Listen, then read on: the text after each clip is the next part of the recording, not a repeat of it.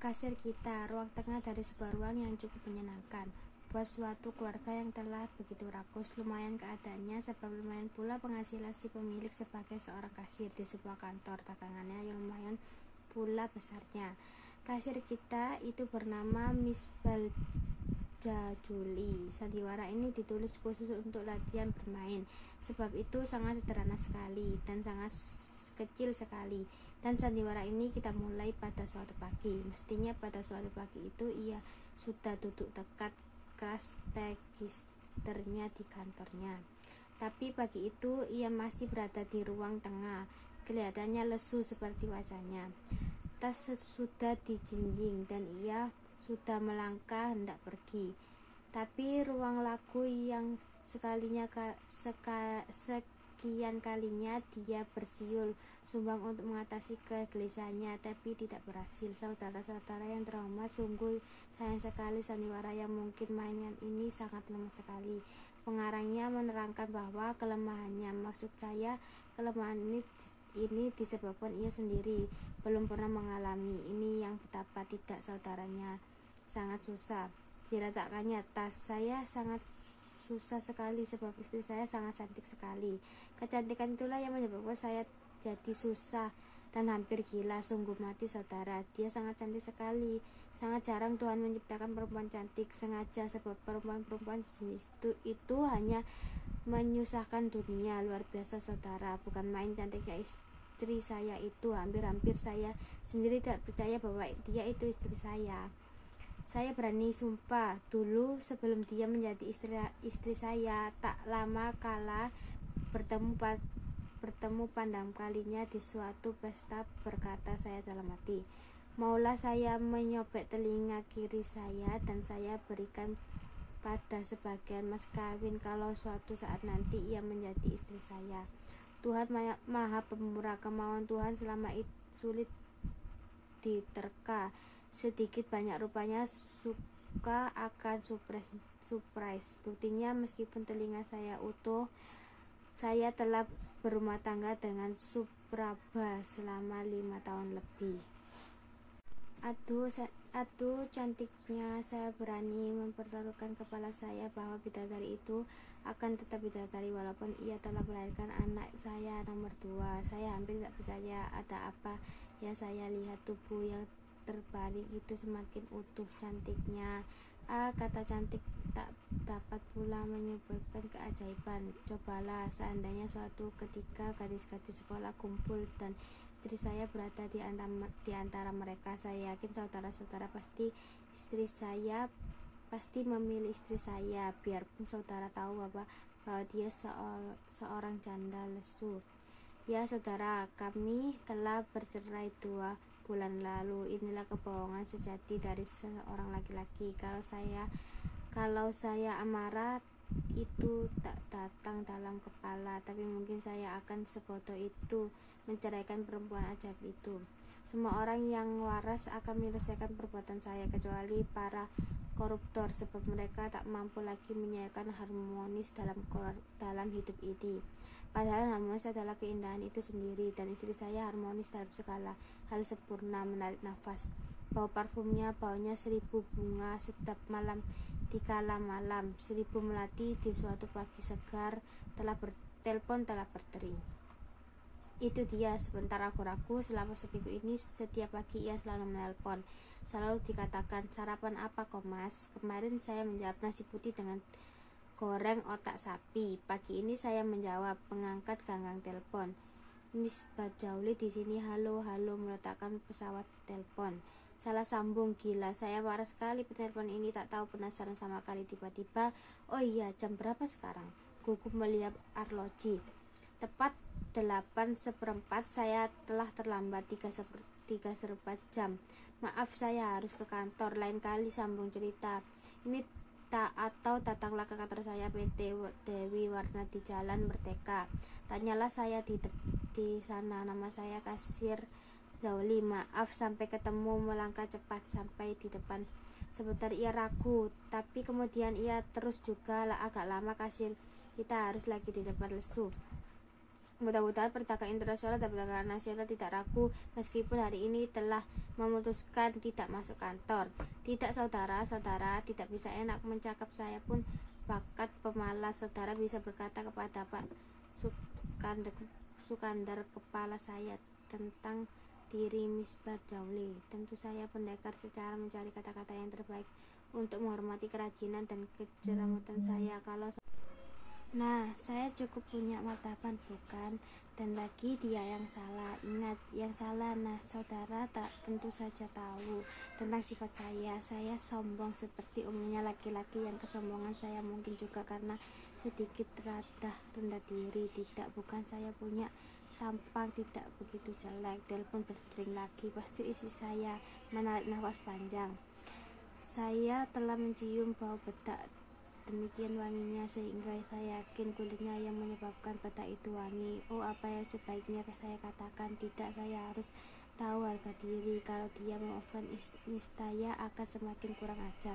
Saudara tahu mengapa semua ini bisa terjadi? Oh, kecantikan itu bangsat. Selama ini saya diusuki dengan perasaan-perasaan yang gila. Bangsat, saudara tahu dia telah berhubungan lagi dengan pacarnya ketika dia SMP. Ya, memang saya tidak tahu benar betul tidaknya prasangka itu, tapi cobalah bayangkan betapa besar perasaan saya. Suatu hari secara kebetulan saya pulang dari kantor lebih cepat dari biasanya. Apa yang saya dapat, laki-laki itu ada di sini dan sedang tertawa-tawa. Dengar tawaan-tawaan yang, ya Tuhan, cemburuku mulai menjarang lagi. Perasaan cemburu yang luar biasa. Telepon berdering lagi. Pasti dia mengangkat ganggang telepon.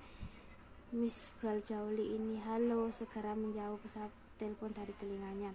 Inilah ular yang menggoda Adam dahulu. Perempuan telah menelpon dalam keadaan aku begini. Jahanam, kasar ya. Saya Juli, ada apa? Nanti dulu, jangan dulu memakai kata-kata cinta yang membuat kaki gemetar itu. Dengan dulu, apa perempuan biadab, kau telah menghancurkan kejujuranku. Kau telah menghancurkan kejujuranku. Dengarkan, kau telah menyebabkan semuanya semakin berantakan dan membuat akan gelisah dan takut seperti buronan. Meletakkan pesawat dengan marah. Betapa saya marah. Sesuai beberapa pulau jatuh uang kantor sekali pakai poya-poya. Apakah ia berharap saya mengangkat lemari besi itu ke rumah gila? Ya saudara, saya telah berhubungan dengan seorang perempuan beberapa hari. Saya telah berangkat dari pengadilan agama. Saya tertipu, uang saya ludes, uang kantor ludes, tapi saya masih bisa bersyukur sebab lumpur itu baru mengenai betis saya. Setelah bulan yang lalu saya terjaga dari mimpi dan itu. Betapa saya terkejut waktu mengetahui beberapa jumlah uang kantor, dan sejak itulah saya ingin istri saya dan saya mendengarkan tangisan anak saya. Pantesan sekarang pasti dia mengangkat telepon. Kasar di sini. Kasir PT Dewi Warna, ada apa? Jahanam, ular betina yang telah menjadikan aku koruptor itu. Jangan bicara apa-apa, tutup mulutmu, bau busuk. Aku bisa mati mendengarkan kata-kata lewat telepon. Cari saja laki-laki yang hidungnya besar, penggoda, cari yang lain. Seorang petualang meletakkan pesawat telepon. Jahanam, apakah saya mesti membunuh 3 orang sekaligus dalam seketika? Oh ya, tidak, saya tidak memikirkan pisau yang pisau juga menghentikan. Ya, bisa cukup menghentikan jantung mereka berdenyut geram. Sayang sekali ini bukan seorang pembunuh sehingga hambaran cerita ini tidak apa-apa. Dan saya cukup marah untuk membunuh mereka, namun sebaiknya saya maki-maki dulu. Hasilnya saya akan menelponnya. Mengangkat telepon. Kemana saja kau menelpon? Tidak. Meletakkan telepon. Lebih baik saya merancang dulu secara masak semuanya sekarang. Demi Allah, saudara mesti mengerti perasaan saya.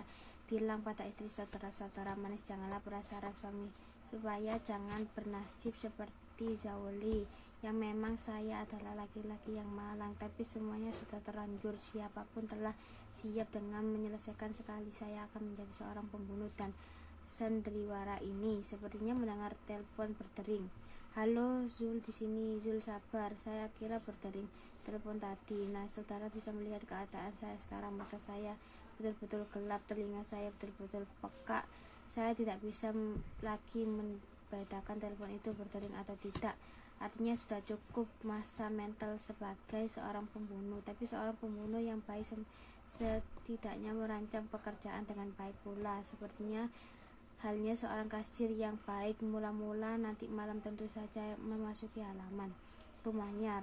Saya berani memperangkatkan seperti nyawa saya pas laki-laki itu di sana dalam cahaya bulan yang terang kabut. Saya bayangkan begitu suasananya. Bulan kabut, udara beku oleh dendam, sementara belati telah siap tersembunyi di pinggang dalam kemeja. Saya akan sarapi mereka pasti kejut. Lebih-lebih mereka kejut melihat pandangan mata saya yang dingin, pandangan mata saya yang penuh. Untuk beberapa saat akan saya datangi mereka sehingga badan mereka bergetaran dan seketika tidak tua karena ketakutan. Dan sebelum laki-laki itu sempat mengucapkan kalimat yang pertama, pisau telah tertancap di usarnya, dan pasti istrinya sangat menjerit. Tapi sebelum menjerit itu cukup dapat memanggil tetangga-tangga, maka berlatih ingin telah dalam perutnya. Tentu saya akan menarik nafas lega karena mayat-mayat itu telah kaku terdampar di lantai. Saya akan berkata, terpaksa, jangan salahkan saya, keadilan menuntut balas. Tiba-tiba pening di kepala, tapi kalau sekoyok-koyok muncul kedua anak saya itu adalah dan Iman. Kalau mereka bertanya, Pak, Bu, Pak, memukul kepalanya. Tuhanku, duduk dia melamun sekarang. Seorang anak itu dan Imam 5 dan 4 tahun menari-nari di sekelilingnya. Di rumah tengah itu dengan sebuah menyanyikan kanak-kanak bangku. Saudara-saudara bisa merasakan hal ini. Mereka sangat manisnya. Lihat, saya tidak bisa lihat marah. Saya pun tidak bisa peduli pada saja selainnya kepada anak-anak yang manis itu. Saya tidak tahu lagi apakah istri saya cantik, apakah Ida tidak tahu apa-apa laki-laki itu jahanam apakah tidak. Saya hanya tahu anak itu sangat manis. Betapa saya ingin melihat lagi bagaimana mereka tertawa. Tak akan lain mutlak harus dipertahankan kecuali anak-anak saudara-saudara mengerti maksudnya saya. Ya, apakah hanya karena cemburu saya mesti merusak kembang-kembang yang telah berkembang itu? Belerina kecil itu menari bagai malaikat kecil. Semangat hidup yang sejati dan keberaniannya sejati timbul dalam diri begitu saya ingat Ita dan Imam anak saya. Seakan mereka berkata, Pak, susul ibu, Pak, ke kantor lah, Pak. Iya Ita, iya Imam. Malaikat-malaikat kecil itu gaib menjauhkan udara. Saya harus pergi ke kantor. Akan saya katakan semua pada Pak Sukandar. Saya akan mengganti uang itu setelah besok saya menjual beberapa barang di rumah ini. Setelah semua beres, saya akan mulai lagi dengan tenang dan wakal kepada Tuhan. Dari hari Jumat di masjid setelah sumbangan saya akan minta ampun kepada Allah. Saya tidak mau tahu lagi apakah laki-laki itu atau bukan. Saya akan mau tahu apalagi Sinta itu seorang atau tidak. Saya tidak peduli Tuhan dan laki-laki yang macam itu, perempuan itu dalam hidup saya. Semuanya harus saya hadapi dengan arif, sebab kalau tidak Indonesia akan hancur. Berhubungan saya melantarkan anak-anak saya, Ita dan Imam. Telepon berdering. Jahanam, kalau saudara mau percaya, inilah sundal itu. Setiap kali tenang berpikiran begini, jahanam itu menelpon saya. Telepon berdering lagi. Jahanam, inilah sundal itu, sudah uang kantor ludes. Apakah ini mengharapkan rumah dijual? Mengangkat pesawat telepon. Iya, Miss Baljauli. Tersirap darahnya.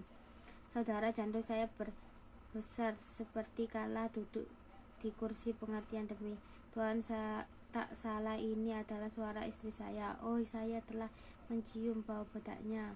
Hutan mawar dan hutan anggrek yang manis saya sendiri. Saya yakin dia pun sepikiran dengan saya. Saya akan mencoba menyikap kenangan lama.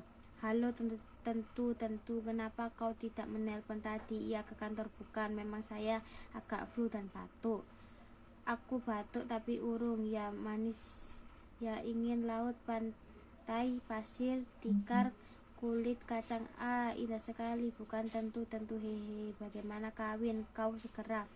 Lihatlah, niat selamanya tidak mudah segera terwujud apa-apa. Saudara gila perempuan itu.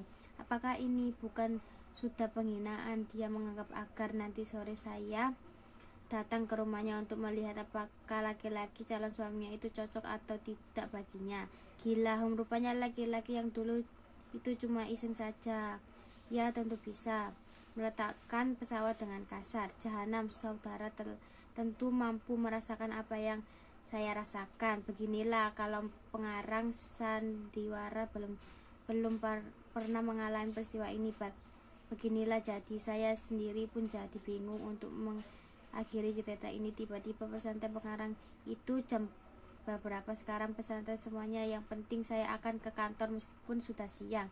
Dari kantor saya akan langsung ke masjid, dan masjid langsung ke rumah mertua saya.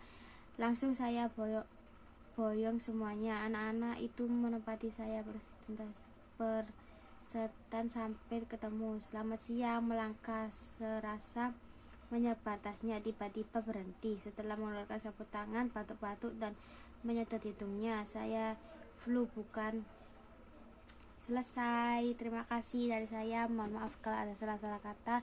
Wassalamualaikum warahmatullahi wabarakatuh.